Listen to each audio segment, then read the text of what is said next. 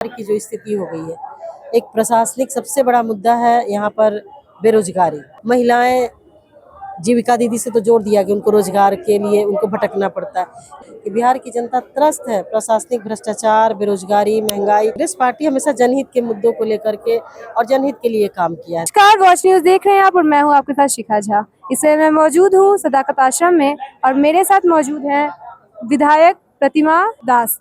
तो हम इनसे कुछ सवाल पूछेंगे कि इन बैठक को लेके ये क्या सोचनी है और जनता के हित में इस बैठक का रिजल्ट क्या आएगा।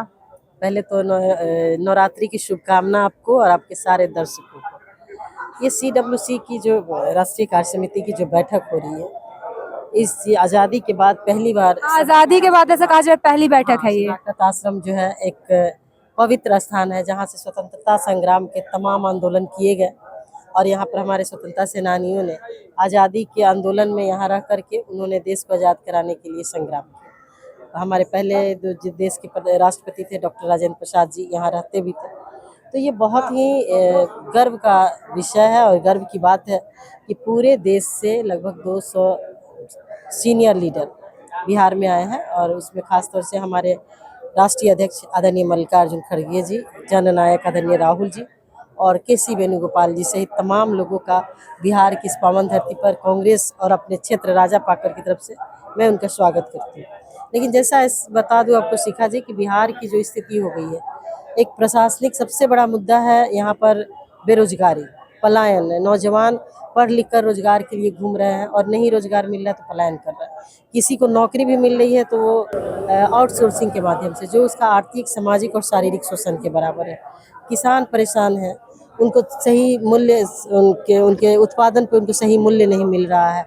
महिलाएं जीविका दीदी से तो जोड़ दिया कि उनको रोजगार के लिए उनको भटकना पड़ता है, लेकिन हो क्या रहा है, अब चुनाव आया तो उनके खाते में 10-10 हज़ार रुपये डाल दिए गए।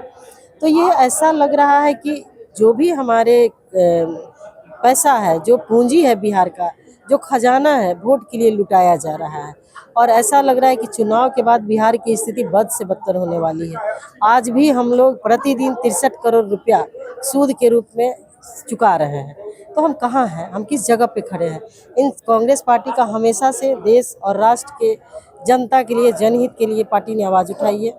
हमारे नेता आदरणीय राहुल गांधी जी जिस तरीके से बिहार के कोने कोने में गए और वहाँ से आवाज़ आई कि बिहार की जनता त्रस्त है प्रशासनिक भ्रष्टाचार, बेरोजगारी, महंगाई और तमाम ऐसे मुद्दे हैं, पुलिसिया दमन से, तो उन्होंने सोचा कि बिहार में हम लोग एक बैठक करें और बैठक करके यहाँ के लोगों को ये मैसेज दे कि बिहार कांग्रेस पार्टी आपके सुख और दुख में हमेशा आपके साथ खड़ी है। ये बैठक का असर बिहार के लोगों को दिखेगा, है ना? बैठक से बिहार के लोगों को फायदा होगा। बिल्कुल, देखिए कांग्रेस पार्टी हमेशा जनहित के मुद्दों को लेकर के और जनहित के लिए काम किया है। देश को आज़ादी दिलाने में कांग्रेस की भूमिका रही है और किसी की रही नहीं।